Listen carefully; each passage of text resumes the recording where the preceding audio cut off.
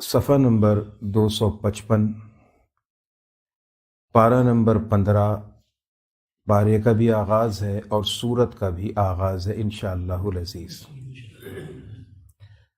گزشتہ درس میں 14واں پارہ اور سورہ مبارکہ نحل کا اختتام ہوا تھا۔ آج کے درس میں انشاءاللہ پارہ نمبر 15 اور سورت کا نام ہے بنی اسرائیل۔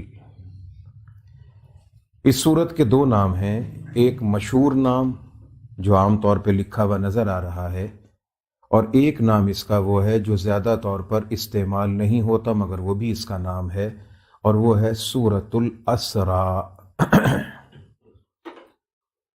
اسرا کا کیا مطلب، کیا معنی، وہ آپ کے سامنے آ چکا تھا، پھر آج اس کی انشاءاللہ مختصر سی تشریح اور تفصیل آ جائے گی۔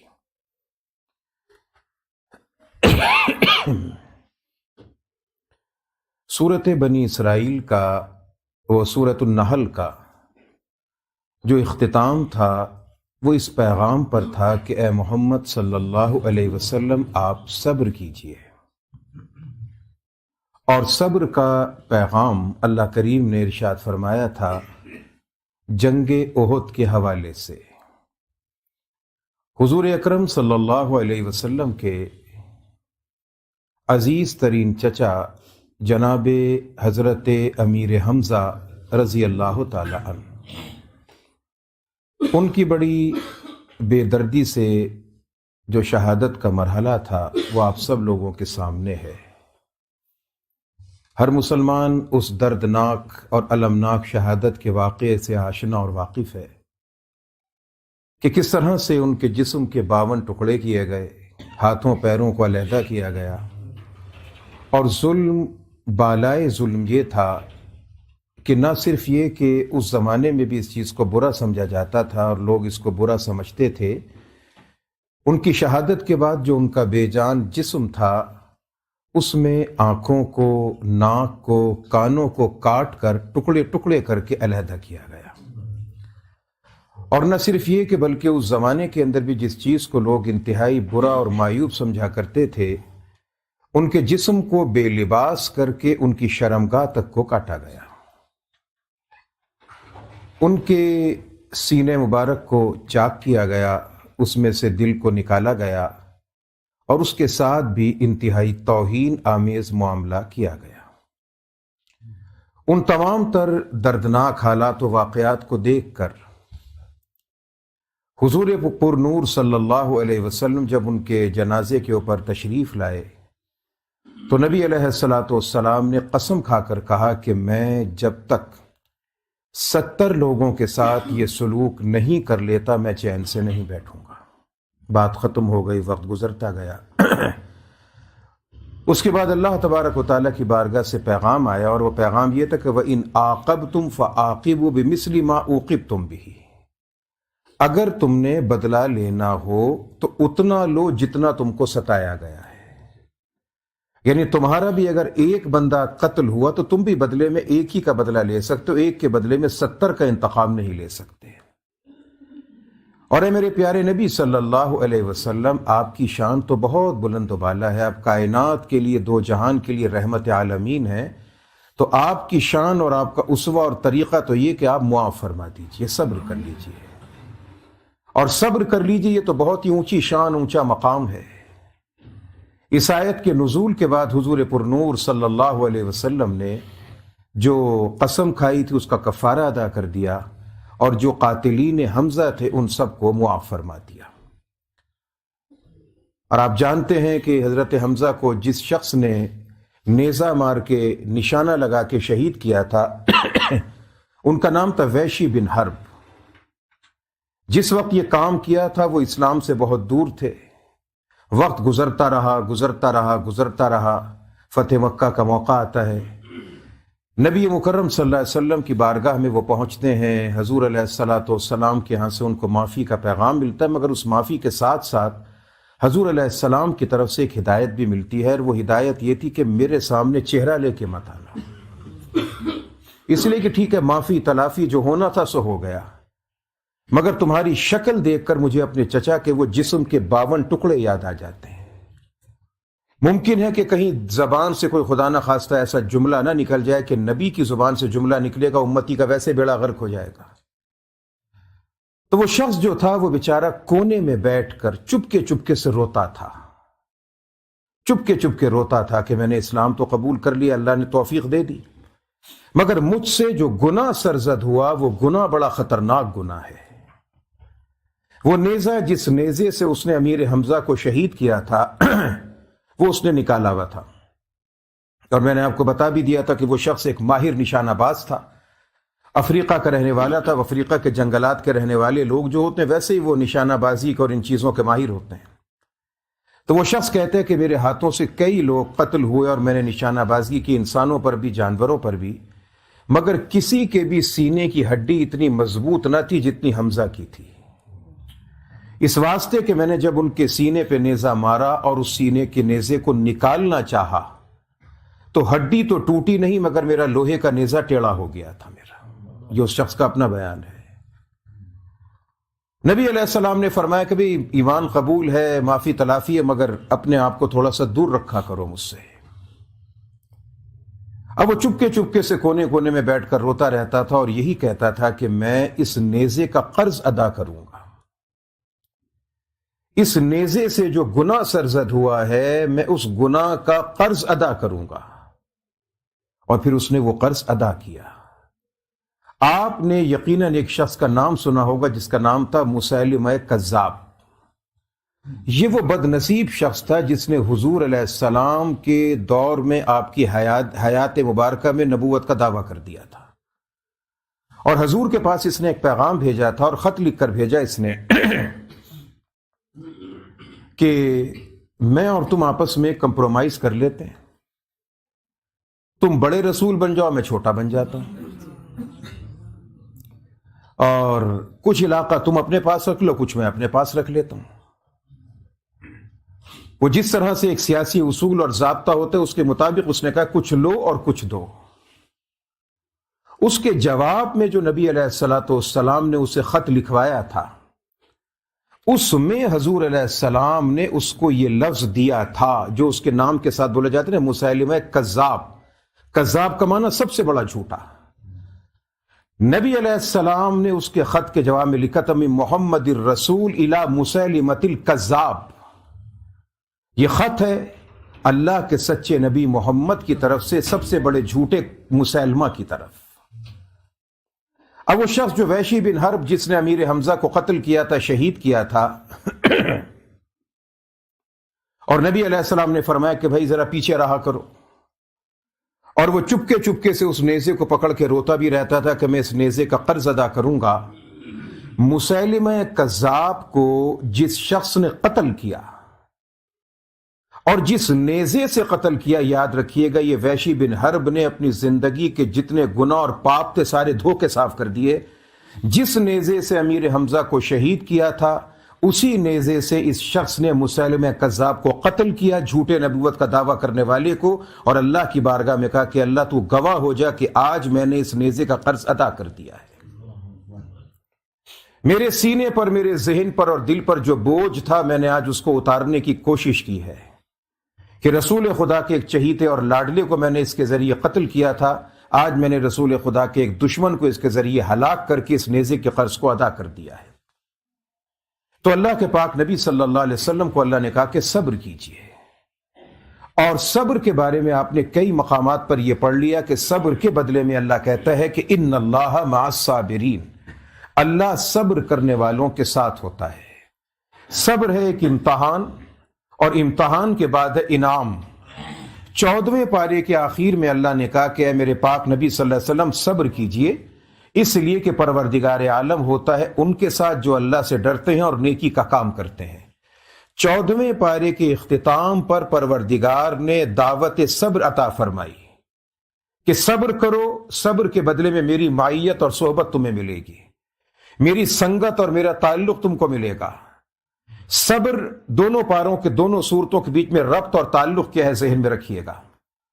یہاں پر ذکر تھا 14ویں پارے کے اختتام میں صبر کا، اور 15ویں پارے کے آغاز میں ذکر ہے اس انعام کا جو امتحان کے بعد اللہ نے عطا کیا۔ صبر کی شکل میں امتحان تھا، معراج کی شکل میں انعام تھا۔ اور اصول اور ضابطہ آپ نے کئی مرتبہ سماعت فرما لیا کہ پروردگار کی بارگاہ سے امتحان جب بھی کبھی ہوتا ہے بندے کی برداشت کے مطابق ہوتا ہے، اور بدلے میں پلٹ کر جو انعام عطا ہوتا ہے وہ اللہ کی شان کے مطابق عطا ہوتا ہے۔ امتحان تھا برداشت کے مطابق، انعام ہوا اللہ کی شان کے مطابق۔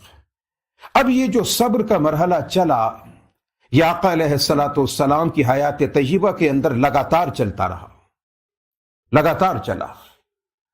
اور یہ معراج کا جو واقعہ ہے میرے عزیزوں اور دوستوں، یاد رکھیے گا، یہ پروردگار نے جو زخم پر مرہم رکھا، 1 2 3 لگاتار مسلسل پے با پے لگاتار آقا علیہ السلام کی حیات طیبہ کے اندر 3 المناک، دردناک، غمناک واقعے جنہوں نے حضور علیہ السلام جیسی عظیم شخصیت کو ہلا کر رکھ دیا۔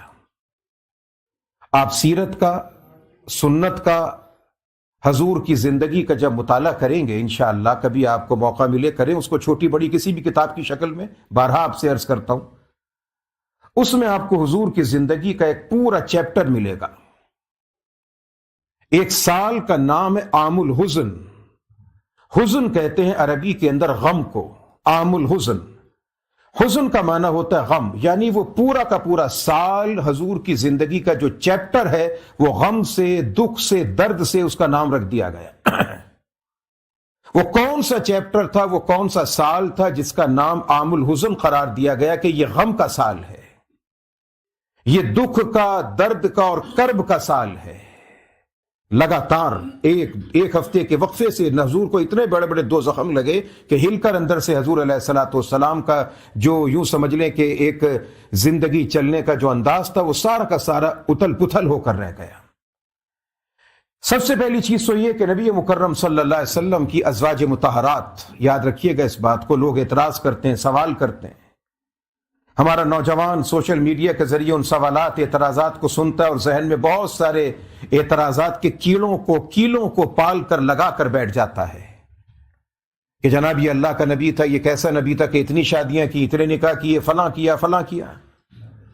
یاد رکھیے گا نبی علیہ السلام کی حیات طیبہ میں جتنے بھی نکاح اور شادیاں ہیں وہ تمام کے تمام جناب خدیجۃ الکبریٰ رضی اللہ عنہا کے انتقال کے بعد کے ہیں۔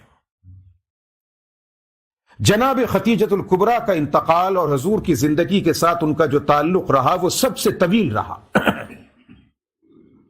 سب سے طویل تر تعلق رہا، تقریباً 25 سے 26 سال پر مشتمل یہ محیط اور طویل زندگی کا تعلق تھا جو نبی علیہ السلام کا جناب خدیجہ کے ساتھ رہا۔ اللہ کریم نے جناب خدیجۃ الکبریٰ کے ذریعے آقا علیہ السلام کو 6 بچے عطا فرمائے، 4 بیٹیاں 2 بیٹے۔ یاد رکھیے کہ حضور کی بیٹی ایک نہیں تھی، 4 بیٹیاں ہیں، 4 بیٹیاں۔ سب سے بڑی شہزادی جناب زینب، ان کے بعد جناب رقیہ، ان کے بعد جناب ام کلثوم، اور چوتھے نمبر پر بی بی فاطمۃ الزہرا رضی اللہ تعالی عنہن اجمعین۔ یہ 4 ہیں بنات اربعہ، 4 پاکیزہ بچیاں، بیٹیاں اللہ نے اپنے پاک حبیب علیہ السلام کے گلشن کو عطا فرمائی۔ 2 بیٹے، وہ دونوں بیٹوں کی اماں کا نام بھی جناب خدیجہ ہے۔ ایک بیٹے کا نام تھا عبداللہ، مشہور تھا قاسم کے نام سے۔ اسی نسبت سے یہود و نصارہ حضور کو کہتے تھے ابو القاسم، قاسم کا باپ۔ حضور کا نام نہیں لیتے تھے، نام لیتے ہوئے موت پڑتی تھی ان کو۔ وہ جب کبھی نبی علیہ السلام کو مخاطب کرتے تھے ابو القاسم کے نام سے مخاطب کرتے تھے، قاسم کا باپ۔ ایک بیٹے کا نام قاسم، اسی کا نام مشہور ہوا عبداللہ۔ ایک بیٹے کا نام تھا طیب، اسے طیب بھی کہتے تھے، طاہر بھی کہتے تھے۔ لوگوں کو یہ شبہ ہوا کہ یہ 2 بیٹے الگ الگ تھے، الگ الگ نہیں تھے، ایک ہی بچہ تھا۔ اس کو طیب بھی کہتے تھے، طاہر بھی کہتے تھے، مانا پاکیزہ، صاف ستھرا۔ ایک بیٹا قاسم، ایک بیٹا طیب، یہ 2 بیٹے 4 بیٹیاں۔ ان 4 اور 2 6 بچوں کی ماں کا نام تھا جناب خدیجۃ الکبریٰ رضی اللہ تعالی عنہا۔ اور ایک بیٹا نبی علیہ السلام کا سب سے اخیر کے اندر پیدا ہوا، 1.5 برس کی عمر میں وہ بچہ فوت ہو گیا، اس کا نام تھا جناب ابراہیم۔ اور اس بچے کی والدہ کا نام تھا ماریہ قبطیہ رضی اللہ تعالی عنہا، اور اس خاتون کا نام مصر کے علاقے سے تھا. وہ خاتون عرب کی نہیں تھی، مصر کی تھی. وہ خاتون، وہ ہماری والدہ محترمہ جو تھی، وہ ان کا تعلق مصر سے تھا. جناب ختیجہ رضی اللہ تعالی عنہا کے ذریعے پروردگار نے آقا علیہ السلام کو 6 اولادیں عطا فرمائی، 4 بیٹیاں 2 بیٹے. یہ 6 بچے حضور کے ایک طرف، 7واں بچہ ابراہیم بی بی ماریہ کے ذریعے اللہ نے عطا فرمایا. جب تک جناب ختیجۃ الکبریٰ زندہ رہیں، حیات رہیں، حضور نے کوئی دوسرا نکاح نہیں فرمایا. یاد رکھیے گا، نبی علیہ السلام نے جتنی شادیاں، جتنے نکاح فرمائے، وہ تمام کے تمام جناب ختیجہ کے وصال اور انتقال کے بعد. اور یہ تمام کے تمام نکاح جو ہیں یہ زندگی کے آخری 10 سالوں کے اندر. عمر شریفہ 63 سال، 60 اور 3 63 سال کی زندگی حیات طیبہ آقا علیہ الصلوۃ والسلام کی. اس 63 سالہ زندگی کے اندر نبی علیہ الصلوۃ والسلام کی 40 سال کی زندگی وہ جو نبوت کا اعلان کرنے سے پہلے ہے، اور 23 برس کی زندگی وہ جو اعلان نبوت کرنے کے بعد میں ہے. 53 سال کے دور حیات تک نبی علیہ الصلوۃ والسلام کی زندگی کی جو جیون ساتھی ہیں وہ ہماری بڑی اماں جناب ختیجۃ الکبریٰ تھی رضی اللہ تعالی عنہا. اور آخری 10 سال اس میں نبی علیہ الصلوۃ والسلام کی عقد مبارکہ کے اندر مختلف خواتین آئیں. اب اس کے اندر یہ کہنا، یہ سوال کرنا یہود و نصارہ کا، سوشل میڈیا کے کیڑے مکوڑوں کا، کہ جناب ان کا محمد جو تھا صلی اللہ علیہ وسلم، ان کا جو نبی تھا وہ تو خواہشات کا معاذ اللہ دیوانہ تھا. وہ جتنے اعتراضات اور یہ سلمان رشدی وجدی جتنے آپ بیکار لوگوں کے نام سنتے ہیں نا، جنہوں نے بھی کارٹون بنائے، کچھ اور بکواسیات کی، ان تمام کا لب لباب اور خلاصہ یہ تھا. اب عزیزو یاد رکھنا، ذہن میں رکھنا، بالکل جمع کے بات کو رکھنا کہ اگر نبی مکرم صلی اللہ علیہ وسلم کی غرض خواہشات نفسانیہ کی تکمیل و تسکین ہوتی تو نبی علیہ السلام صرف 11 نکاح نہ کرتے. یاد رکھیں، ہر انسان، جتنے مسلمان صاحب ایمان ہیں انشاءاللہ سب جنت میں جائیں گے انشاءاللہ. جنت میں جانے کے بعد پروردگار ہر مرد مومن کو، ہر مرد مسلم کو جنت میں جانے کے بعد سب کچھ ملے گا. کچھ چیزیں ہوئے جنت میں نہیں ملیں گی. جنت میں بیماری نہیں ملے گی، جنت میں بڑھاپا نہیں ملے گا. جنت میں جائیں گے، جنت کے محل میں آپ کو بیت الخلا نہیں ملے گا. جو مرضی کھائیں، ڈکار ماری، سب ختم. کسی گندگی غلاظت کی ضرورت ہی پیش نہیں آئے گی. دنیا کے اندر داڑھی رکھ کر چہرے کو آراستہ فرما لیجئے، جنت میں داڑھی نہیں ہوگی. اللہ کریم ہمیشہ کی جوانی اور بہار اور رونق عطا کرے گا. اور جنت میں جانے کے بعد ہر جنتی مرد کو پروردگار دنیا کے طاقتور ترین 40 مردوں کی طاقت عطا کرے گا.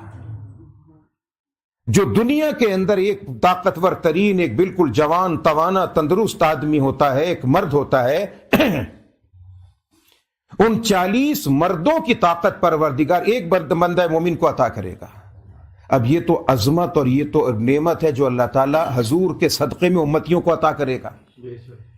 تو جو نبی مکرم تھے صلی اللہ علیہ وسلم، ان کو پروردگار نے دنیا کے اندر کتنی طاقت دے رکھی تھی. ایک مرد کو پروردگار کہتا ہے کہ اگر وہ اپنی طاقت، اپنی زندگی کی بقا اور حفاظت رکھے تو پروردگار نے 4 شادیوں کی اجازت دی ہے اس کو. یہ اجازت ہے، حکم نہیں ہے، یاد رکھیے گا. اجازت اور ہوتی ہے، حکم اور ہوا کرتا ہے. اجازت ہے، چاہے تو کرے، اجازت ہے، حکم کی بات نہیں ہے. یہ لوگ اجازت اور حکم کے درمیان فرق محسوس نہیں کر پاتے. حکم نماز کا ہے، اقیم الصلاۃ، نماز قائم کرو، یہ حکم ہے. فَانْكِحُوا مَا طَابَ لَكُم مِّنَ النِّسَاءِ مَثْنَىٰ وَثُلَاثَ وَرُبَاعَ. اجازت ہے، حکم نہیں ہے. اجازت ہے کہ اگر گنجائش ہے، انصاف کا کام کر سکتے تو ٹھیک ہے. آدھی بات پڑھ کے بسا اوقات لوگ دائیں بائیں کی باتیں سن کے کر بیٹھتے ہیں. وہاں پر دوسری حدیث بھی ذہن میں رکھنی چاہیے کہ اللہ کے پاک نبی نے فرمایا صلی اللہ علیہ وسلم نے کہ جو شخص 2 شادیاں، 2 نکاح کرتا ہے، 2 یا زیادہ، اور ان کے بیچ میں انصاف نہیں کرتا، کل روز قیامت اللہ کی بارگاہ میں جب آئے گا تو یوں آئے گا کہ سیدھا ہاتھ اور سیدھا پیر یوں گھسٹتا ہوا اللہ کی بارگاہ میں مفلوج بن کر، فالج زدہ بن کے اللہ کے سامنے آئے گا. جیسے مفلوج اور فالج زدہ ہوتا ہے نا، گھسٹ کر چلتا ہے، ایسے آئے گا وہ اللہ کی بارگاہ میں اگر 2 نکاح 3 4 کرتا ہے اور درمیان میں انصاف نہیں کرتا. نبی علیہ الصلوۃ والسلام کے جتنے نکاح ہیں وہ تمام جناب خدیجۃ الکبریٰ کے بعد ہیں. ان نکاحوں کی غرض محض اگر یہ بات لے لی جائے جو لوگ بطور اعتراض کے کرتے ہیں تو وہاں تو پھر 11 نہیں، اللہ کریم نے جو حوصلہ، برداشت، وسعت، انصاف، عدل، طاقت جسمانی روحانی آقا علیہ السلام کو عطا فرمائی تھی وہ تو 4000 شادیوں کی طاقت تھی. تو 4000 نکاحوں کی برداشت رکھنے والا شخص فقط 11 نکاح کر رہا ہے تو وہ عین صبر کی علامت ہے، عین صبر کی علامت ہے. تمام نکاح آپ کو نظر آتے ہیں جنگ احد کے بعد، دیکھیے گا آپ، اس سے پہلے اکا دکا. وجہ کیا تھی؟ معاشرہ تھا کہ بیوہ عورت کو گالی سمجھا جاتا تھا. یہ عورت بیوہ ہو گئی، اس بیوہ عورت کو نکالو، باہر کرو یہاں سے، اس کو بٹھاؤ مت. مسلمانوں کے 70 افراد جنگ احد میں شہید ہو گئے. گھر گھر کے اندر غم اور رونے کی کیفیت. چھوٹا سا مدینہ ہے، اللہ تعالیٰ کرم کرے آپ حضرات جاتے ہیں، جائیں، بار بار جائیں. آج کے دور میں جو حضور کی مسجد ہے نا، مسجد نبی صلی اللہ علیہ وسلم، یہ حضور کے دور کا پورا شہر مدینہ تھا. یعنی ہم جو مدینے میں جاتے ہیں، ہم جو باہر کی جگہوں میں گھومتے ہیں پھرتے ہیں، یہ مدینہ نہیں تھا حضور کے دور کا. نبی علیہ الصلوۃ والسلام کے دور باسعادت کا جو کل شہر مدینہ تھا وہ کتنا تھا؟ جو آج سارا مسجد نبی کا رقبہ ہے. یہ تھا ٹوٹل شہر مدینہ، ارض مدینہ، جس کو طیبہ کہتے تھے. پرانا دور اس کا نام یثرب کے نام سے پکارا جاتا تھا. یہ کل شہر مدینہ تھا. اتنا بڑا جگہ تو نہیں تھی. اب اتنی جگہ میں 70 لوگوں کا مر جانا، شہید ہو جانا، قتل ہو جانا، گھر گھر میں عورتوں کا بیوہ ہو جانا. اس زمانے کے اندر کہ جب بیوہ عورت کو گالی سمجھا جاتا تھا، بیوہ عورت تو دور کی بات ہے میرے عزیزوں اور دوستوں، میں کیا آپ سے عرض کروں، اسلام کا کون کون سا احسان اور آقا علیہ السلام کی کون کون سی خوبی ہے جس کو ذکر کیا جائے. وہ وقت کے جس میں اگر کوئی عورت مر جاتی، کسی کا شوہر مر جاتا تھا، وہ بیوہ ہوتی تھی، وہ عورت عدت کیسے گزارتی تھی؟ اسے گڑھا کھود کے باہر رکھ دیا جاتا تھا، وہ گڑھے کے اندر بیٹھ جاتی تھی. 1 سال کی عدت ہوتی تھی. مسلمانوں کو تو قرآن نے کہا اگر عورت بیوہ ہو تو 4 مہینہ 10 دن کی عدت ہے. 1 سال کی عدت گزارتی تھی گڑھے میں بیٹھ کر. سال بھر گزارنے کے بعد وہ باہر نکلتی تھی. اور بتاؤں کیسے نکلتی تھی؟ کیا دردناک شرمناک واقعہ ہوتا تھا کہ کسی نر جانور کو اس کے گڑھے کے پاس لایا جاتا تھا، اونٹ ہے، بھینس ہے، بیل ہے، بکرا، کوئی بھی چیز ہے، اور اس کی شرمگاہ اس عورت کے بدن سے لگائی جاتی تھی، اور وہ اپنے دونوں ہاتھوں کے اندر گوبر یا لید پکڑ کر چلا کرتی تھی. اور اس کے سسرالی رشتہ دار، سسر ہے، دیور، جیٹ اور رشتہ دار جو سسرال کے تھے، وہ بھوکے بھیڑیے اور کتے کی طرح اس عورت کے پیچھے بھاگتے تھے. جو سب سے پہلے اس کو ہاتھ لگا دیا کرتا تھا اسی کے ساتھ وہ زندگی گزارنے پر مجبور ہو جایا کرتی تھی. یہ دردناک ترین کھیل اس کے ساتھ کھیلا جاتا تھا. بیوہ عورت، آپ خود جانتے ہیں ہمارے یہ پڑوس کے اندر ہندوستان کا جو ہندو مذہب تھا، ہندوؤں کے ایک رسم تھی ستی کرنا. اور ستی کرنا وہ ظلم تھا، وہ جبر تھا کہ کسی عورت کا شوہر اگر مرتا تھا تو ہندو مذہب کے اندر مرنے والے کو جلا دیا جاتا ہے. یہ اس کی ذلت کا آغاز ہوتا ہے. یہ تو اسلام ہے جس نے یہ اعزاز دیا کہ مرنے والا مر جائے تو اس کو تم نے کس طریقے سے غسل دینا ہے، اس کو تم نے وضو کروانا ہے، وضو کروانے کے بعد وہ جسم کے اعضاء جو سجدے کے اندر زمین پر لگتے ہیں ان کو خوشبو لگا کر تم نے مہکانا ہے، اور کس کس طریقے سے اس کا اعزاز، اکرام، پوری تکریم کا معاملہ تم نے اس کے ساتھ کرنا ہے. تو یہ تو اسلام نے عزت و تکریم دی کہ نماز جنازہ ادا کرنی ہے، 4 تکبیرات ہیں، اس میں دعاؤں کو پڑھا جائے گا، سارے معاملات اس میں کیے جائیں گے. یہ اسلام نے اعزاز و اکرام ہم کو دیا ہے. ہندوؤں نے تو اپنے مردے کو جلا دیا، جلا کے اسے انہوں نے نظر آتش کر دیا. اور وہ رسم بد تھی ستی کے نام سے کہ اس زندہ عورت کو کون سا ظلم تھا، کون سا وہ درد دل تھا ان لوگوں کا کہ شوہر کے ساتھ زندہ عورت کو بھی جلا دیا جاتا تھا. ہندو مذہب کا یہ طریقہ کار تھا. اب وہی چیزیں چل رہی تھیں. آج بھی بہت سے لوگوں کے اندر یہ ہوتا ہے کہ کسی عورت کے گھر اگر اولاد نہ، اس کو کہتے منوس ہے، اس کا سایہ نہیں پڑنا چاہیے، فلاں کام ہے، فلاں کام ہے. کسی کے اختیار کی بات تو نہیں. اس زمانے میں جب بیوہ عورت کا نام ایک گالی کے طور پہ سمجھا جاتا تھا، اللہ کے پاک نبی علیہ السلام نے سوائے جناب عائشہ صدیقہ کے جتنے نکاح فرمائے ہیں وہ تمام عورتیں بیوگان تھیں، یا بیوہ یا طلاق یافتہ، یا تو بیوہ تھیں یا طلاق یافتہ تھیں. نکاح کر کے اللہ کے پاک نبی علیہ السلام نے بتا دیا کہ میں جو یہ نکاح کر رہا ہوں اس لیے کہ جب میں بیوہ عورت سے نکاح کر رہا ہوں تو تم بھی بیوہ عورت سے نکاح کرو تاکہ بیوہ عورت کے نام پر لگنے والا دھبا مٹ کر ختم ہو سکے۔ اس کے ساتھ ساتھ ایک نکاح نبی علیہ الصلوۃ والسلام کا جو دیکھیں نا حضور کی جو شادی اور نکاح، اس کی حکمت کو، لاجک کو سمجھیں۔ اللہ تعالیٰ اپنے نبی کے ایک ایک عمل کے ذریعے گندی باتوں کو، گندی رسومات کو ختم کر رہا ہے۔ حضور علیہ الصلوۃ والسلام کے پاس جناب ختیجہ کے گھر میں نوکر ایک کام کرتے تھے، جناب زید۔ یہ وہ زمانہ تھا جب انسانوں کو بیچا اور خریدا جاتا تھا۔ جناب زید جناب ختیجہ کا نکاح ہوتا، ان کے ساتھ آتے، بچے تھے، گھر کے کام کاج کرتے تھے، غلامی سے آزاد ہوئے۔ حضور نے کہا کہ آج کے بعد اس کا نام جو ہے وہ زید ابن محمد کے نام سے پکارا جائے گا، یہ زید محمد کا بیٹا صلی اللہ علیہ وسلم کا۔ عزت حضور نے دے دی، شان ملی، شوکت ملی، لوگ کہتے تھے جناب یہ زید ابن محمد صلی اللہ علیہ وسلم۔ وقت گزرتا رہا گزرتا رہا، اب دیکھیں نا، اب یہ بات اس طرح جس کو لے پالک بچہ کہتے ہیں، منہ بولا بچہ کہتے ہیں، اکثر ایسا ہوتا ہے جی میرے گھر میں اولاد نہیں، اب وہاں پہ آ کے جھگڑا پیدا ہو جاتا ہے، شوہر کہتا ہے بھتیجا لے لو، بیوی کہتی ہے بھانجے کو گود میں لو، میری بہن کا بیٹا وہ کہتا ہے میرے بھائی کا بچہ، وہاں پہ آ کے جھگڑا کھڑا ہو جاتا ہے۔ اب وہ روا روی رسمہ رسمی کے اندر ہوتا ہے کہ جناب علی نہیں جی میں تو بچہ لے کے پال لیا۔ اب عام طور پہ ہوتا کیا کہ بیٹی لے کے پال لی، بچی لی کسی کی اور لے کے پال لی۔ یاد رکھنا میرے عزیزوں اور دوستو، محبت پیار اپنی جگہ پر ہے، مگر وہ جس کو بیٹی بنا کر پالا، بیٹی کا نام دیا کہ یہ میری بیٹی ہے، اگر وہ اس کی بھتیجی اور کوئی رشتہ دار خونی رشتہ نہیں ہے اس مرد کے ساتھ، اجنبی اور غیر عورت ہے، تو یاد رکھیے کہ وہ بچی بڑی ہونے کے بعد اس آدمی کو جس کو باپ کہہ رہی ہے وہ اس کا باپ نہیں ہے، وہ اس کی بیٹی نہیں ہے، وہ دونوں ایک دوسرے کے لیے اجنبی ہیں، غیر محرم ہے وہ ایک دوسرے کے لیے۔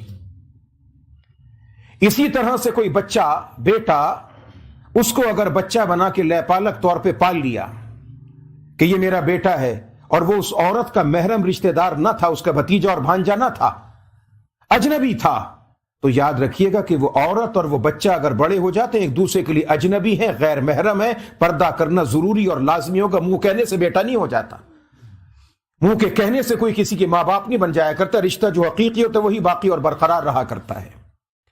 تو اس لیے کوشش کی جائے کہ ان فضول کاموں میں پڑا نہ جائے۔ اللہ کریم نے قرآن پاک میں فرمایا اللہ کی بات پہ انسان کو بھروسہ کرنا چاہیے، صبر رکھنا چاہیے۔ اللہ کریم کہتا ہے کہ میں نے انسانوں کی 4 کیٹیگری بنائی، یہب لمن یشاء اناثا، میں اللہ جس کو چاہے عطا کرتا ہوں بیٹی، جس کو چاہے عطا کرتا ہوں بیٹا، جس کو چاہے عطا کرتا ہوں دونوں، اور جس کو چاہتا ہوں کچھ بھی عطا نہیں کرتا میں۔ یہ میری حکمت ہے، دیتا بھی ہوں تو میں، نہیں بھی دیتا تو میں نہیں دیتا۔ اب اس زمانے کے اندر یہ طریقہ کار پیدا ہوا کہ لوگوں نے کہا جی میں نے اس کو بیٹا بنا لیا، میں نے بیٹا بنا لیا، منہ بولا بیٹا، لے پالک بیٹا، اسے عربی میں کہتے ہیں متبنہ۔ کیا کہتے ہیں اسے؟ متبنہ، منہ بولا بیٹا۔ اب یہ منہ بولا بیٹا جو ہوتا ہے یہ اصل کے درجے پہ آنے لگا کہ وراثت کا حقدار فلاں فلاں فلاں۔ وہ قرآن پاک کی آیت ہے، آپ نے 20 مرتبہ سنی ہے ختم نبوت کے حوالے سے، ما کان محمد ابا احد من رجالکم ولکن رسول اللہ وخاتم النبیین۔ محمد تم میں سے کسی مرد کے باپ نہیں ہے، کسی مرد کے باپ نہیں۔ رجال کہتے ہیں عربی میں جوان آدمی کو۔ اللہ نے حضور کو بیٹے دیے، 3 بیٹے دیے، میں نے ابھی آپ کو بتایا، مگر کوئی بچہ بھی حضور کا رجال اور جوانی کی منزل تک نہ جا سکا۔ جتنے بیٹے تھے وہ سب کے سب بچپن میں فوت ہو گئے، بچیاں جوان ہو گئیں، بچے بچپن میں فوت ہو گئے۔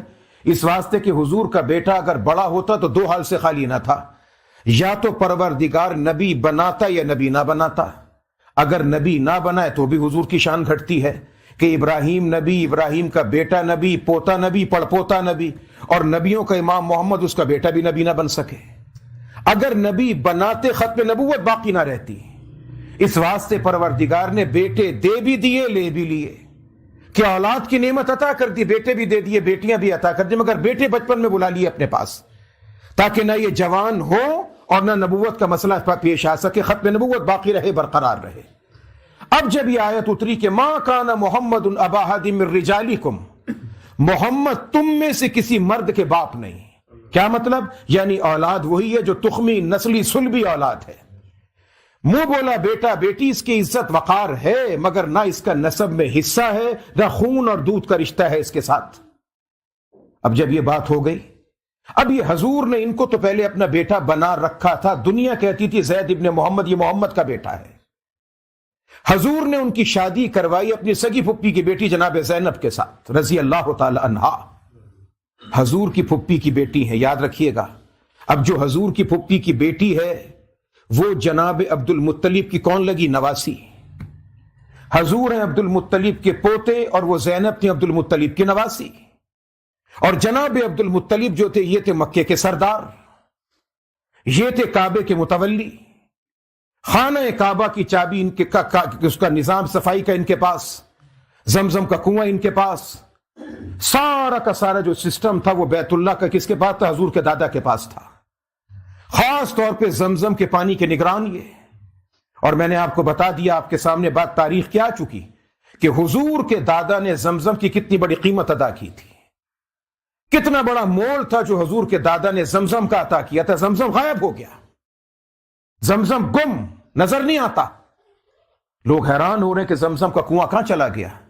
اب حضور کے دادا تھے بیت اللہ کے چوکیدار، صفائی کرنا، بیت اللہ کی جھاڑو دینا بڑی عزت کا کام تھا، حاجیوں کو پانی پلانا، ان کا انتظام کرنا۔ حضور کے پردادا جناب ہاشم یہ حج کے موقع پر جو حاجی لوگ آتے تھے ان کے کھانے کا انتظام کرتے تھے بغیر کسی پیسے کے، فی سبیل اللہ، اپنے چیزوں کو بیچ کر۔ یہ حضور کے پرانے گھرانے خاندان کے اندر یہ مہمان نوازی اور سخاوت جو تھی حضور کے خاندان کی مٹی کے اندر پڑی ہوئی تھی، گوندا ہوا تھا اللہ تعالیٰ نے اوصاف حمیدہ سے ان کو۔ میرے دوستو ساری باتیں اپنی جگہ پر، یہ ابو جہل یا ابو لہب جو بھی کوئی تھا اس کے اندر کوئی نہ کوئی کمال تھا، جبھی تو اللہ کے نبی نے کہا تھا کہ پروردگار اسلام کے دامن میں یا عمر عطا کر دے یا ابو جہل عطا کر دے۔ اگر کمال نہ ہوتا کیوں مانگتے؟ گو کہ ابو جہل حضور کا سگا چچا نہ تھا، رشتہ دار تھا، ابو لہب سگا چچا تھا، مگر ان تمام قبیلے قریش کے اندر کچھ اوصاف و کمالات تھے نا جو پروردگار نے ان کو عطا کر رکھے تھے۔ اب جناب عبد المطلب نے زمزم کی بڑی قیمت ادا کی، زمزم غائب، نظر ہی نہیں آتا۔ جناب عبد المطلب حتیم کعبہ میں آئے، حتیم جانتے ہیں ٹکڑا، وہ بیت اللہ کا ٹکڑا، چورس سا ایک ٹکڑا تکون سا بیت اللہ کے پاس ہے، یہ بھی اللہ تعالیٰ نے چھڑوا دیا، اس کی حکمت ہے بڑی عجیب، اللہ کریم نے چھڑوا دیا، ورنہ یہ خانہ کعبہ کے اندر تھا۔ مگر یار وہ لوگ اگرچہ کافر تھے، مشرک تھے، بت پرست تھے، مگر خدا کے ساتھ کیسے مخلص تھے۔ بیت اللہ کی تعمیر میں پائی وہ استعمال کرتے تھے جو حلال کی ہوتی تھی، ذرہ برابر حرام کا شبہ جس میں ہوتا تھا اسے چھوڑ دیا کرتے تھے۔ کعبۃ اللہ کی تعمیر کر رہے تھے، پیسے ختم، کھل کے کہا، منافقت نہیں کی، ان کا جی پیسے تو مگر حرام کے ہیں۔ اب حرام کا پیسہ بیت اللہ میں کیسے لگائیں؟ تو جتنا ٹکڑا حتیم کا ہے نا، یہ اللہ تعالیٰ نے حکمت ہے خدا کی، اللہ نے باقی چھڑوا دیا۔ بھئی ہم سب تو وی آئی پی نہیں ہے نا کہ سیڑھی لگے اور بیت اللہ میں چلے جائیں، پروردگار نے وہ چورس سا ٹکڑا ہمارے لیے چھڑوا دیا کہ اللہ کے نبی فرماتے ہیں اس میں جا کر نوافل پڑھو، سمجھنا بیت اللہ کے اندر جا کے پڑھ رہا ہو تم۔ وہ قیامت تک کے لیے احساس و اکرام اللہ نے ہم کو عطا کروا دیا۔ اب یہ بیت اللہ کی بڑی عجیب و غریب تاریخ ہے، یہ عجیب و غریب اللہ نے حکمت، یہ کعبۃ اللہ، یہ خانہ کعبہ، یہ جو ہے یہ مدار ارض ہے، یہ مہام ارض ہے، یہ زمین کا مرکز ہے، یہ محور ہے، یہ تمام چیزیں دنیا کا یاد رکھنا میرے دوستو۔ روحانی اور جسمانی، ظاہری اور باطنی سب سے بڑے خزانے بیت اللہ کے نیچے ہیں۔ 22 سے زیادہ نبیوں کی قبریں مطاف کے نیچے ہیں، جو مطاف کا حصہ جس میں طواف کرتے ہیں نا، 22 سے زیادہ نبیوں کی قبور مبارکہ اس کے نیچے ہیں۔ اور دنیا کا سب سے بڑا مالی ذخیرہ عین خانہ کعبہ کے نیچے ہے، مرکز عالم، محور عالم، مدار عالم۔ اس خزانے کی تفصیلات ہمارے استاذ مکرم اللہ کریم ان کو غریق رحمت کرے، اور دنیا نے دیکھا اسی شہر لاہور میں حضرت لاہوری کے پڑوس میں اللہ نے ان کو سونے کا موقع دیا، جیسے اس اللہ کے ولی کی قبر سے خوشبو پھوٹی تھی ان کی قبر سے بھی خوشبو پھوٹی۔ شیخ موسیٰ روحانی رحمت اللہ تعالی علیہ، مولانا موسیٰ روحانی رحمت اللہ تعالی علیہ نے وہ تمام تر تفصیلات لکھی ہے، وہ تمام تر ذخیرہ، دفینہ، خزینہ جو بیت اللہ کے نیچے تھا۔ بڑے بڑے لوگ دور دور سے آتے تھے، شہزادے، بادشاہ بیت اللہ کا طواف کرنے، بڑے بڑے چڑھاوے چڑھاتے تھے۔ یہاں تک کہ ایک بادشاہ تھا، اس نے منت مانی اولاد کی کہ میرے گھر بیٹا ہو جائے، کوئی اولاد ہو جائے، اللہ نے بیٹا دیا۔ منت کا چڑھاوا چڑھانے سونے کا ہرن بنا کر لایا، وہ سونے کا بڑا ہرن بنا کر لایا، اس کی آنکھوں میں ہیرے لگے ہوئے تھے۔ اب جو وہ رکھ کر گیا تو اب لوگوں کی رال ٹپکنے لگی کہ کیسے کوئی موقع ملے اور اس کو کاٹ کے توڑ کے یہاں سے لے جائیں۔ اللہ کریم نے اس تمام تر خزینے دفینے کی حفاظت کے لیے اپنی بارگاہ سے اپنے خاص حکم کے ساتھ اڑنے والے سانپوں کی حفاظت کا پہرا مقرر کر دیا۔ جو کوئی اس کی طرف آتا تھا وہ اڑ کر اس کی طرف لپکتا تھا۔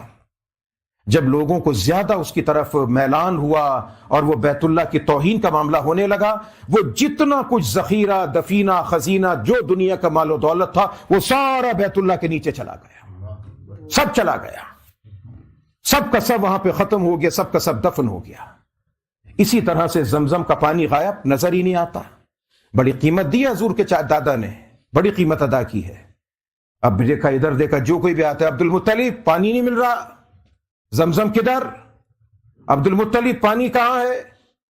جناب عبد المطلب دیکھ رہے ہیں پریشان، حتیم میں پہنچے، حتیم کعبہ میں پہنچ کے دعا کی کہ بار الہ، آج میں فرزند اسماعیل، میں اسماعیل کے خاندان کا ہوں، ابراہیم کی اولاد میں سے ہوں، میں تیری بارگاہ کے اندر خانہ کعبہ سے مجھے محبت ہے۔ میرے جد امجد ابراہیم نے کعبہ تیار کیا تھا، ابراہیم و اسماعیل نے، ابراہیم مستری تھا، اسماعیل مزدور تھا، دونوں باپ بیٹے تھے، اور ان کی یادگار آج بھی مقام ابراہیم کے نام سے موجود ہے۔ بھائی یہ سنہری جالیوں کے اندر جو پتھر رکھا ہوا ہے، ابراہیم خلیل اللہ کے پاؤں کے نشان موجود ہے۔ یہ پتھر ایک لفٹ کے طور پہ کام کرتا تھا، ابراہیم نے اونچا ہونا ہوتا تھا پتھر اوپر چلا جاتا تھا، نیچے ہونا ہوتا تھا نیچے آ جاتا تھا، اور خدا نے ایسا نرم کر دیا، بھلا پتھر پہ پاؤں کے نشان کب آتے ہیں؟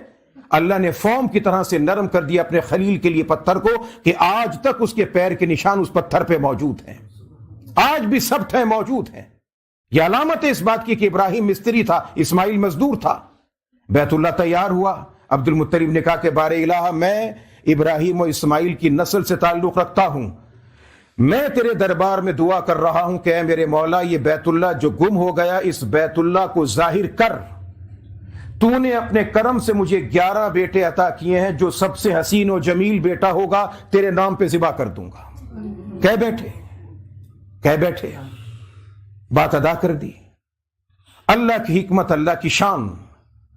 ادھر جناب عبد المطلب نے یہ دعا کی، منت مانی، ادھر دوسرے دن ہی جناب عبد المطلب بیٹھے میں حتیم کعبہ کے ساتھ ٹیک لگا کر، آنکھ لگی ہے، شور مچا، مبارک ہو، پانی مل گیا، پانی مل گیا، پانی مل گیا، زمزم نظر آ گیا، زمزم نظر آ گیا۔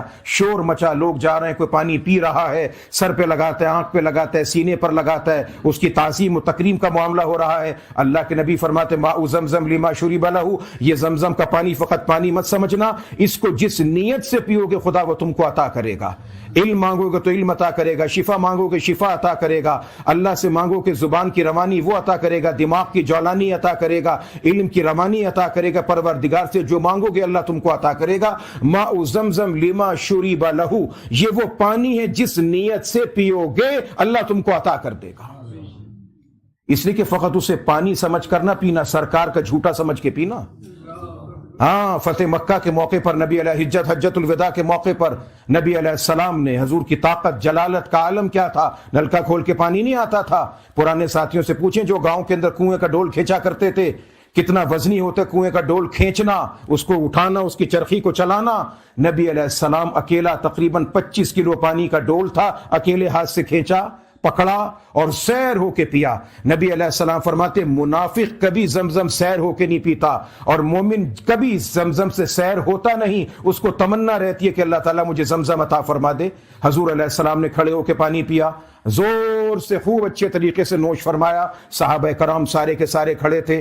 حضور کا جلال اس دن بڑے اپنے عروج کے اوپر تھا، حسن و جمال کے پے کر نبی علیہ الصلوۃ والسلام، حج کا موقع، 1.25 لاکھ صحابہ کرام کا مجمع، عجیب و غریب کیفیت، ہر صحابی تمنا کرتا ہے کہ یہ ڈول سے جو حضور کا منہ لگا ہے، لب مبارک، دہن مبارک لگا ہے، اس کے بعد کا پانی مجھے ملے، وہ کہے مجھے، وہ کہے مجھے، وہ کہے مجھے۔ سب کی تمنا، سب کی خواہش، سب کی آرزو ہے، مگر آقا علیہ السلام آپ کی رحمتوں کے، برکتوں کے، کرم کے نثار جائیں۔ جائیں، قربان جائیں، 7 نسلیں آپ کی جوتیوں کی خاک پر قربان جائیں تو آپ کی کرم کی خیرات کا بوجھ عطا نہیں کر سکتے، اس قیمت کو ادا نہیں کر سکتے۔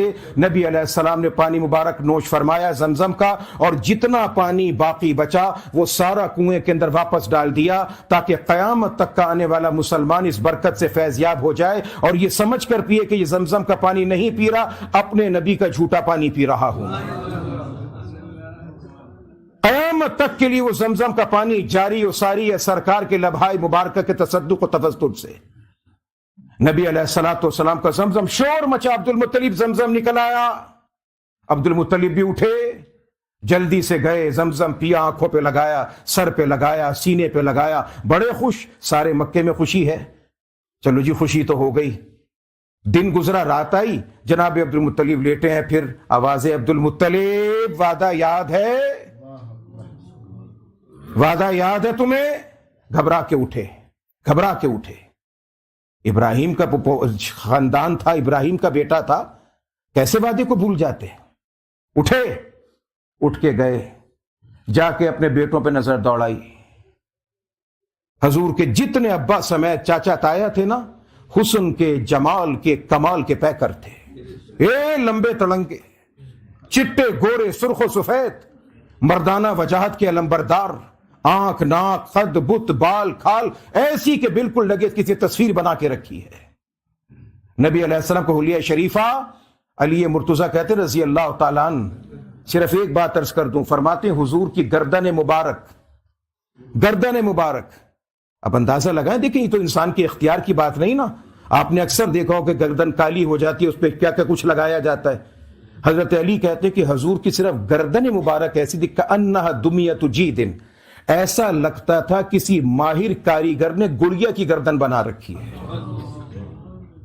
فقط ایک گردن مبارک کے متعلق انہوں نے یہ کہا، باقی سارا حلیہ مبارک، آنکھ کیسی تھی، ناک کیسی تھی، یہ کیسا تھا، فلاں فلاں۔ ایک صحابی کہتے سمورہ بن جندب رضی اللہ تعالیٰ عنہ کے 14ویں کی رات تھی، اچانک میری قسمت کا ستارہ بلند ہوا، حضور علیہ السلام کمرے سے تشریف لائے، اور حضور علیہ السلام کو ملک یمن کی ایک چادر بڑی پسند تھی، اس کی زمین سفید ہوتی تھی، دھاریاں سرخ رنگ کی پڑی ہوئی ہوتی تھی، وہ حضور کے کندھے پر پڑی ہوئی تھی، زمین سے گھسٹتی ہوئی آ رہی تھی۔ کہہ رہے عجیب بات تھی کہ میں نے جب غور کیا تو چاند کی تاریخ بھی 14 تاریخ تھی، چاند بھی اپنے عروج پر تھا، نبی بھی اپنے عروج پر تھا صلی اللہ علیہ وسلم۔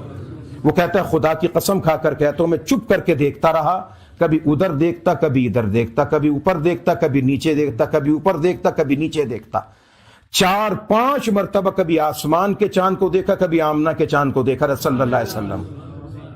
4-5 مرتبہ دیکھنے کے بعد میں نے پھر دل سے فیصلہ لیا، وہ یہی تھا کہ وہ احسن عندی من القمر والبدر، کہ خدا کی قسم کھا کر کہتا ہوں کہ میرے پاک نبی علیہ السلام نہ صرف چاند سے، قمر کہتے ہیں چاند کو، بدر کہتے ہیں 14ویں کے چاند کو، کہتے ہیں صرف چاند سے نہیں 14ویں کے چمکدار چاند سے بھی حسین تھے رسول اکرم صلی اللہ علیہ وسلم۔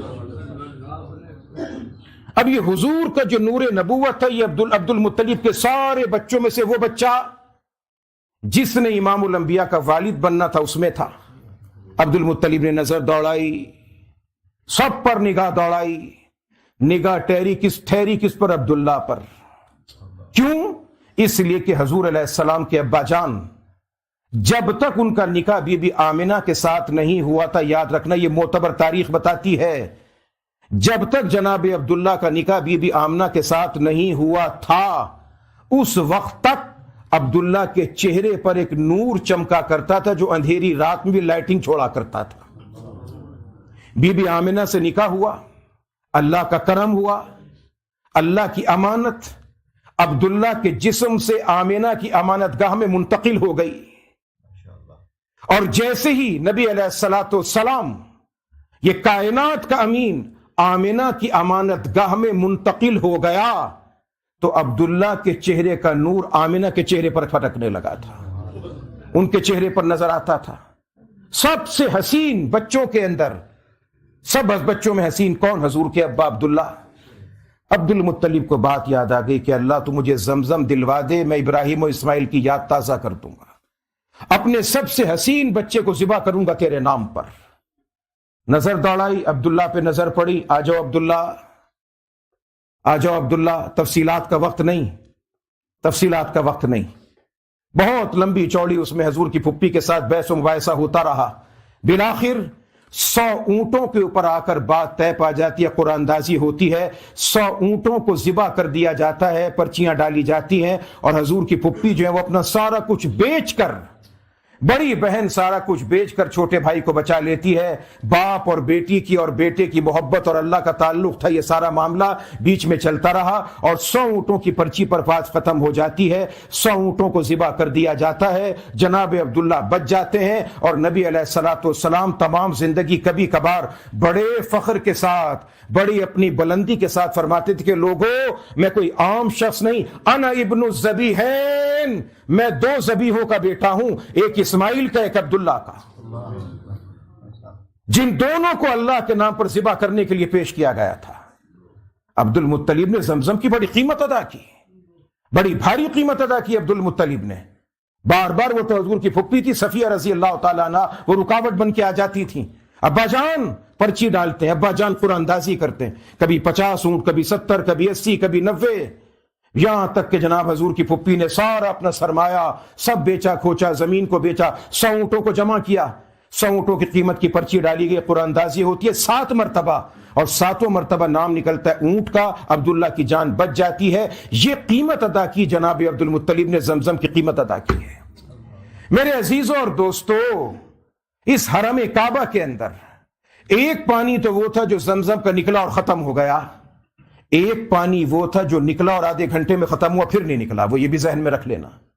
یہ کون سا پانی تھا؟ یہ کعبۃ اللہ کے سامنے، جانے والوں ذہن میں لے کے آ جاؤ، تصور لے کے آ جاؤ، یہ کعبۃ اللہ کا دروازہ، یہ اس کے سامنے کا فرش، سنگ مرمر کا نہیں، کنکروں کا، پتھروں کا فرش ہے۔ فرشتوں کا سردار جبرائیل اپنے 600 پر سمیت محمد کی بارگاہ میں آتا ہے صلی اللہ علیہ وسلم کی، اور وہاں پہ آنے کے بعد وہ پر زمین پہ مارتا ہے، زمین پہ پر لگا، بیت اللہ کے سامنے چشمہ جاری ہوا، چشمہ پھوٹا، جبرائیل نے وضو کیا، اور نبی علیہ الصلوۃ والسلام سے عرض کیا کہ اللہ نے مجھے پاکی کا یہ طریقہ سکھایا ہے، یہ ہے پاک ہونے کا طریقہ۔ اللہ بتاتا رہا، جبرائیل حضور کو کر کے دکھاتا رہا، اور نبی علیہ الصلوۃ والسلام وضو فرماتے رہے۔ حضور نے وضو کرنا سیکھا، پانی ختم ہوا، وضو کا سلسلہ ختم ہوا، اسی لمحے پروردگار نے وہ چشمہ ختم کر دیا جس کا بعد میں کوئی نشان باقی نہ رہا۔ یہ بھی عین کعبۃ اللہ کے صحن میں جاری ہوا تھا، اور نبی علیہ السلام نے وہ وضو سیکھنے کے بعد اس کائنات میں قیامت کی صبح تک جو شخص بھی وضو کرتا رہے گا، یہ فقط وضو کا پانی نہیں ہوتا۔ نبی علیہ السلام نے فرمایا، ایک صحابی نے بولا سرکار میدان حشر میں بڑی دنیا ہوگی، آپ مجھے کیسے پہچانیں گے؟ فرمایا میں تمہیں وضو کے اعضاء سے پہچانوں گا، یہ جو وضو کے اندر ہاتھ پاؤں دھلتے ہیں نا، یہ چاند کی طرح چمکتے ہوئے نظر آئیں گے۔ اب اس صحابی کا دیوانگی کا عالم دیکھیے گا، یہ فرض و واجب نہیں، اس صحابی کی دیوانگی تھی۔ اس کے بعد وہ جب کبھی وضو کرتے تھے نا، سردی ہو یا گرمی، جتنی مرضی سردی لگے، لرزتے رہیں، کپ کپاتے رہیں، ان کی محبت کا عالم تھا۔ ہاتھوں کو یہاں تک دھوتے تھے، پیروں کو گھٹنے تک دھویا کرتے تھے، مل مل کر۔ کیوں؟ تاکہ میں حضور کو دور سے چمکتا ہوا نظر آ جاؤں، میں زیادہ چمکدار نظر آ جاؤں۔ فرمائیے اعضائے وضو چمکدار نظر آتے ہیں۔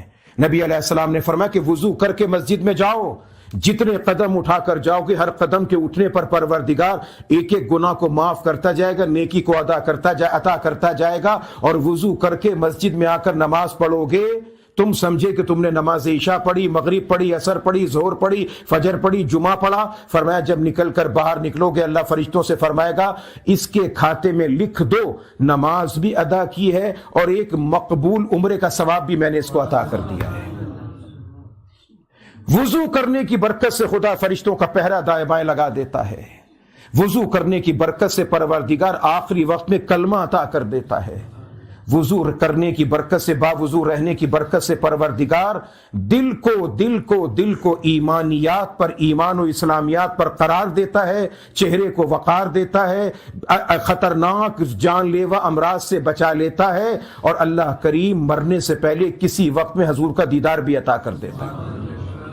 اس واسطے کوشش کیا کریں باوضو رہا کریں، باوضو رہا کریں۔ اپنی جگہ پہ وضو کر کے رہیں، جتنا ہو کوشش کریں، اور اسی طریقے سے کہا گیا کہ سوتے وقت میں جب سونے لگو تو وضو کر کے سو، چاہے 2 منٹ بعد ہی ٹوٹ جائے، کوئی مسئلہ نہیں۔ اگر وضو کر کے سو گے، اللہ کریم اگر کچھ نہیں پتا کہ وہ رات زندگی کی آخری رات نہ بن جائے، اسی رات میں اگر دنیا سے جانے کا وقت ہوتا ہے، اللہ کریم ایمان کلمے کے ساتھ جنت کے داخلے کے ساتھ موت عطا کر دے۔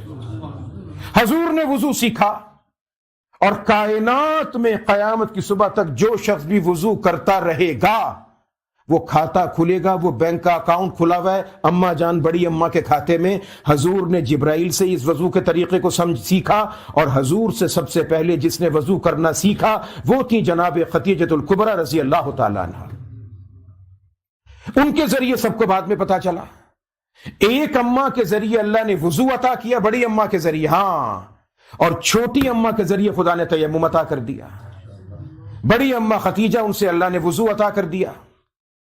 یہ حضور کی 2 ازواج ہیں، اور دونوں کی عجیب شان ہے، عجیب شان ہے۔ بڑی اماں وہ تھیں جو حضور کے نخرے اٹھاتی تھیں، اور چھوٹی اماں وہ تھیں کہ حضور ان کے نخرے اٹھاتے تھے۔ یہ دونوں کے مابین فرق تھا۔ بڑی کے ذریعے خدا نے وضو سکھایا، اور چھوٹی کے ذریعے پروردگار نے تیمم عطا کر دیا۔ فَإِن لَّمْ تَجِدُوا مَاءً فَتَيَمَّمُوا صَعِيدًا طَيِّبًا۔ اگر کبھی ایسا ہو جائے کہ وضو کا وقت آ جائے، نماز کا ٹائم ہو جائے، اور وضو کے لیے پانی نہیں، پانی اتنا ہے کہ پیو یا وضو کرو، دونوں میں سے ایک کام کر لو، پھر کیا کرو؟ ہوا کیا؟ سفر پہ نبی علیہ السلام، جناب عائشہ صدیقہ اپنی سہیلی سے ہار لے کے آ گئے، جیسے عورتوں کو عادت ہوتی ہے بھی کہیں جانا ہے مجھے کوئی چیز دے دو۔ ہار گم گیا، وہیں پہ موجود تھا، اونٹنی بیٹھ گئی تھی اس کے اوپر، ہار گما ہوا تھا، سب تلاش میں لگے ہوئے۔ نماز کا وقت تھوڑا سا نکلنے لگا، صدیق اکبر کو غصہ آیا، ابا تھے نا وہ، بھول گئے کہ یہ رشتے میں میری بیٹی ہے مگر رتبے میں میری ماں کے درجے میں ہے یہ۔ جناب صدیق اکبر نے ایک باپ ہونے کے ناطے سے یوں کر کے اٹھایا، کم وقت اٹھ جا جلدی، تیری وجہ سے سارے کے سارے تلاش میں لگے۔ حضور نے کہا رک جاؤ یار، رک جاؤ۔ حضور جانتے تھے نا کہ اللہ کوئی برکت عطا کرنے والا ہے۔ اسی اسنا کے اندر نماز کا وقت بالکل قریب الختم، پانی ہے مگر اتنا کہ اگر وضو کرے تو پینے کو باقی نہیں بچتا۔ پروردگار عالم کی بارگاہ سے ایک اصول، ایک ضابطہ آ گیا، فَإِن لَّمْ تَجِدُوا مَاءً فَتَيَمَّمُوا صَعِيدًا طَيِّبًا۔ اے مسلمانوں، اگر کبھی نماز کا وقت ہو جائے اور پانی نہ ملے وضو کرنے کے لیے، میں محمد کی برکت سے تم پر یہ کرم عطا کر رہا ہوں کہ مٹی پر ہاتھ مار کر تم تیمم کرنا، میں وضو کی جگہ پہ پاکی تم کو عطا کر دوں گا۔ اور میرے دوستو یاد رکھنا کہ خدا نہ خواستہ اگر کبھی ایسا وقت آ جائے، بیماری یا کسی وجہ سے یا کوئی اور مسئلہ ہے، تو جو غسل کا ہوتا ہے وہی وضو کا، غسل دونوں کا ایک تیمم ہوتا ہے، کوئی فرق نہیں ہوتا، کوئی فرق نہیں۔ یہ نہیں کہ انسان کہے جی غسل واجب ہے تو میں ناک میں مٹی گسیڑ لوں، منہ میں مسی گسیڑ کے مٹی کی کلیاں کرتا پھر مر جائے گا پاگل، سانس اٹک جائے گا اس کا۔ آسان کام ہے، یا وضو ٹوٹے یا غسل ٹوٹے، اپنے ہاتھ ایک مرتبہ مٹی پر ماریں، اگر ہاتھوں پر مٹی لگے پھونک مار کے اڑائے، چہرے پر پھیرا، دوبارہ ہاتھ مارے، سیدھا الٹے پہ پھیرا، الٹا ہاتھ سیدھے پھیرا، تیمم پورا، بات ختم، چھٹی۔ اتنا سا کام ہے، کوئی لمبا چوڑا کام نہیں، کوئی لمبا چوڑا کام نہیں۔ مگر ہاں یہ بات یاد رکھیے گا کہ تیمم کس چیز سے کرنا ہے؟ ہر وہ چیز جو آگ میں جل جائے، ہر وہ چیز جو آگ میں جل جائے یا پگھل جائے اس پہ تیمم نہیں کرنا، جو نہ آگ میں گلے نہ جلے نہ پگھلے اس پر تیمم کرنا ہے۔ ہاں وہ چیز جو آگ میں جل جائے، گل جائے، سڑ جائے، اگر اس پر اتنی مٹی ہے کہ ہاتھ لگایا تو نشان پڑتا ہے، اتنی مٹی ہے تو اس پہ تیمم کیا جا سکتا ہے، اگر اتنی مٹی نہیں تو پھر اس پر تیمم نہیں کیا جا سکتا۔ یہ باقی تفصیلات پھر آپ کے پاس آ جائیں گی۔ اب جناب خدیجہ الکبریٰ رضی اللہ تعالی عنہا، ان کا وصال ہو جاتا ہے، حضور کے ساتھ بڑا تعلق ان کا، اور میں عرض کر رہا تھا کہ حضور کے نکاح، ان نکاحوں کے پیچھے لاجک اور حکمت کیا تھی۔ حضور نے جناب زید کو کہا یہ میرا بیٹا ہے، اللہ نے کہا کہ متبنہ، منہ بولا بیٹا کوئی نہیں ہوتا، بیٹا حقیقی ہوتا ہے۔ ما کان محمد ابا احد من رجالکم۔ حضور نے شادی کی اپنے منہ بولے بیٹے کی، کس کی؟ پھپھی کی بیٹی سے، اپنی زینب۔ حضور عبد المطلب کے پوتے، وہ عبد المطلب کے نواسی، ہو گئی شادی، ہو گیا نکاح۔ اب ان دونوں میاں بیوی کا جوڑ نہیں بنتا، آپس میں میاں بیوی کا نبھاؤ نہیں ہوتا، کسی طور نبھا نہ ہو سکا، ایسے حالات ایسے بنے کہ نوبت طلاق کی آ گئی۔ اب جب طلاق ہو گئی، طلاق ہونے کے بعد زید کو دنیا کہتی تھی کہ یہ محمد کا بیٹا ہے صلی اللہ علیہ وسلم کا. اللہ نے قرآن کی آیت اتار دی کہ یہ محمد اپنے کسی مرد کے باپ نہیں، اپنی اولاد کی جو بیٹیاں ان کے باپ ہیں. یہاں تک تو بات آپ کی کلیئر ہو گئی. اب اس زمانے میں سمجھا یہ جاتا تھا کہ جو بیٹا منہ بولا بیٹا ہے نا وہ بھی سگے بیٹے کی طرح ہے، اور سگی بہو کے ساتھ نکاح کرنا جائز نہیں. بیٹا زندہ ہو، طلاق دے دے، مر جائے، اس زمانے میں بھی آج کے زمانے میں بھی بہو کے ساتھ شادی کرنا جائز نہیں ہے.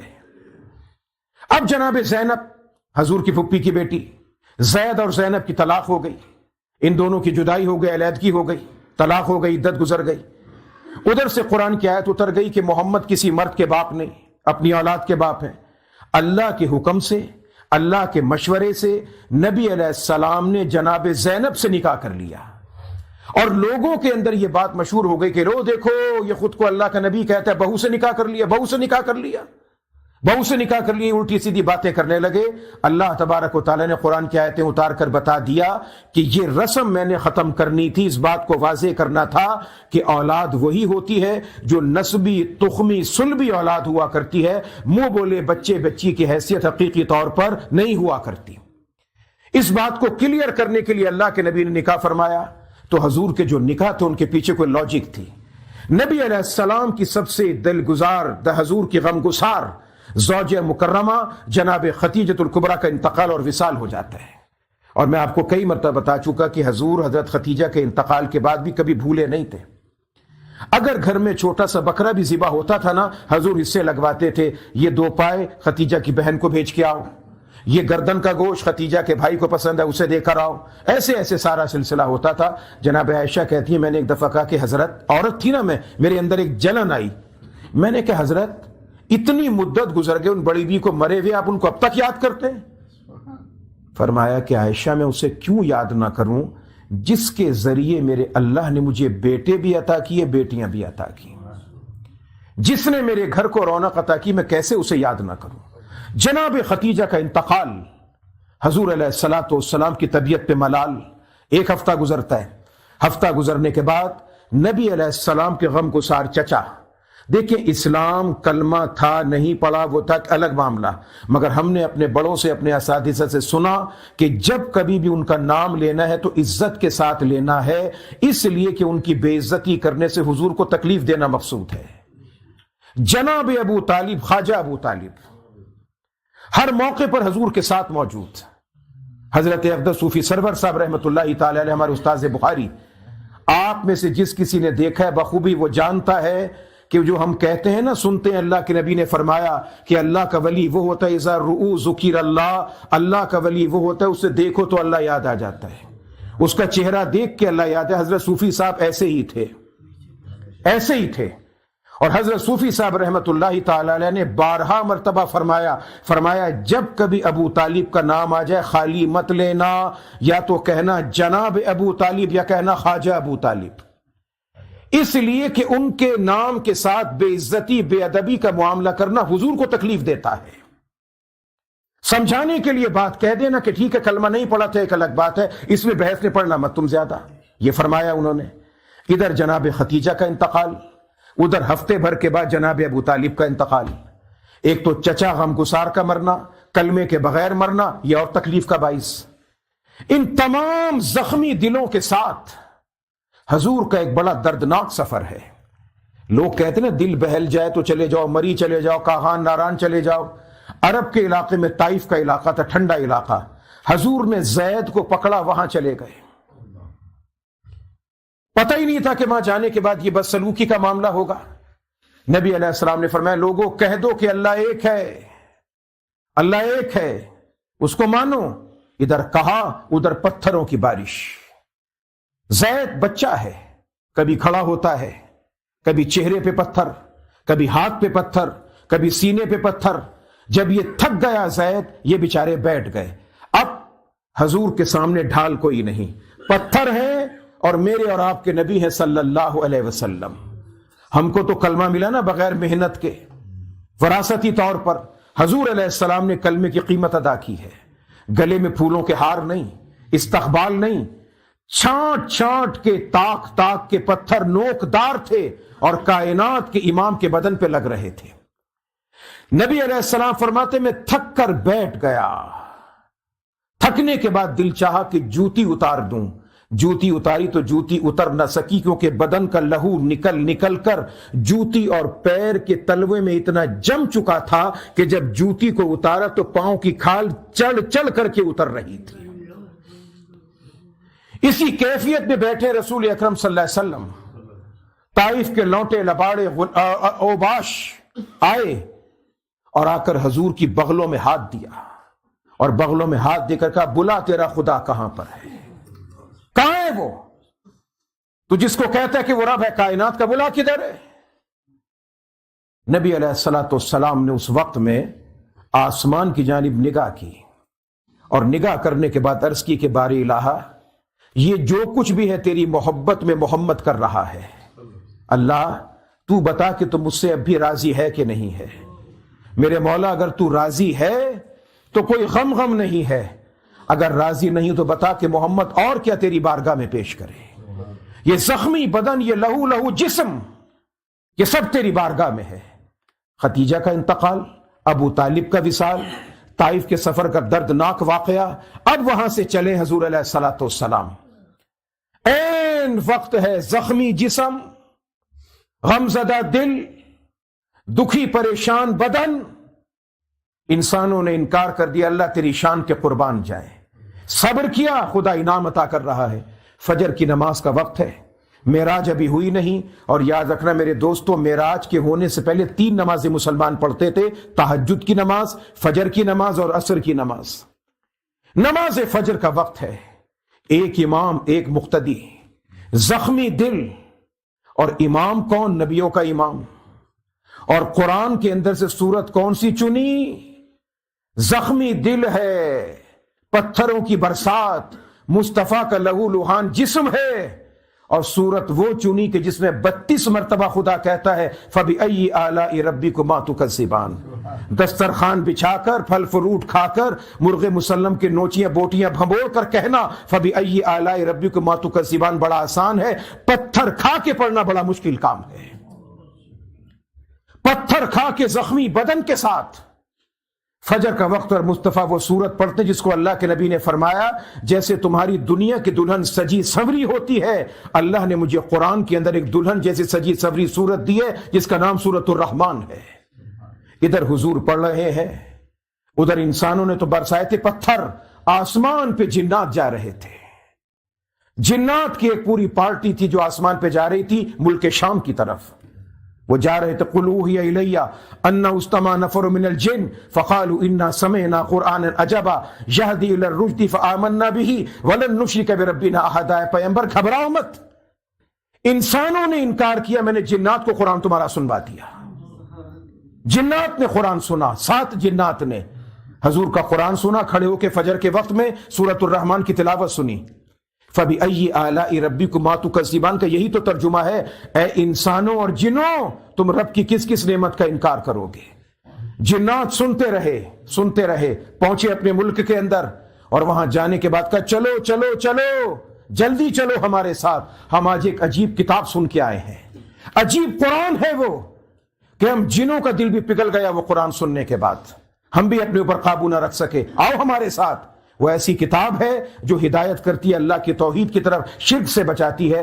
پورے جنات کی جماعت اور قبیلے نے آ کر حضور کے ہاتھ پہ کلمہ پڑھ کے اسلام قبول کر لیا۔ یہ تھے سارے امتحانات۔ ان امتحانات کے بعد پروردگار نے نبی علیہ السلام کو سفر معراج کا انعام عطا کیا۔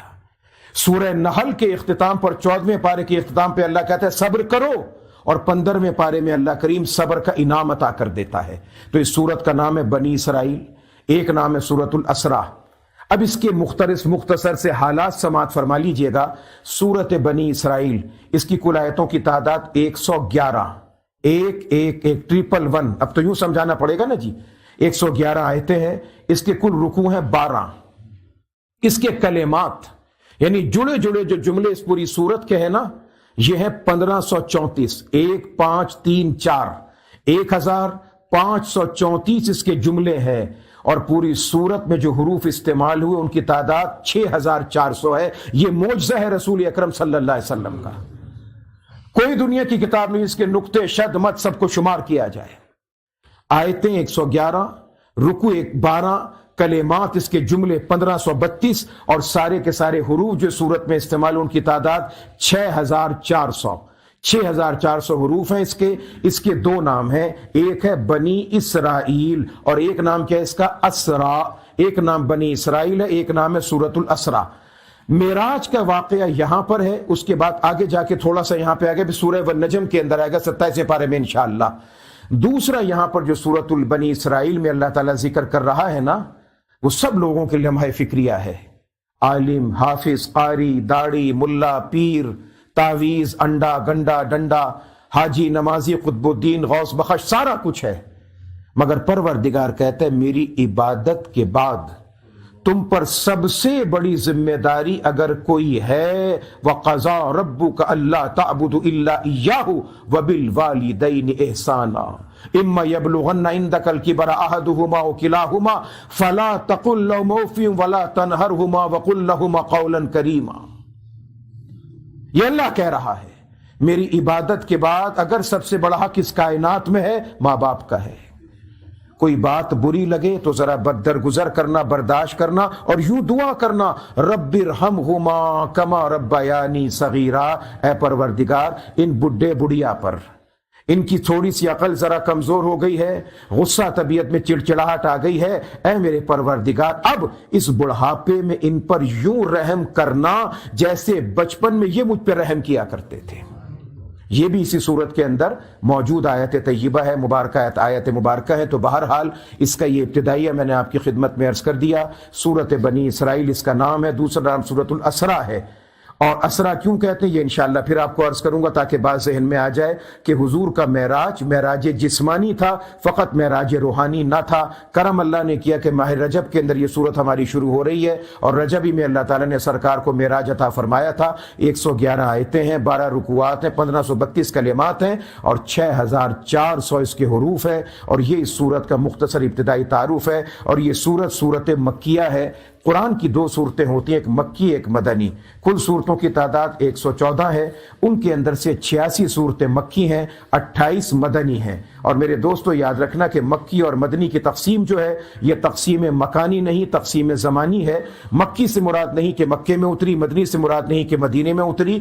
مکی سے مراد یہ قرآن کا حصہ جو حضور پہ ہجرت سے پہلے اترا، اور مدنی سے مراد وہ جو حضور پہ یہ حصہ قرآن ہجرت کرنے کے بعد اترا تھا. اللہ تعالی ہم سب کے لیے عافیت اور کرم کا معاملہ فرمائے. اور آج 19 رجب ہے اور پیر والے دن 22 رجب ہے. الحمدللہ بخوبی آپ لوگ اس بات کو جانتے ہیں، سب آپ کے علم میں ہے کہ 22 رجب کو کنڈے کے نام سے ایک رسم ہمارے بر صغیر میں کی جاتی ہے. اس کا اسلام سے کوئی تعلق نہیں ہے. بس مختصر بات یہ ذہن میں رکھیے.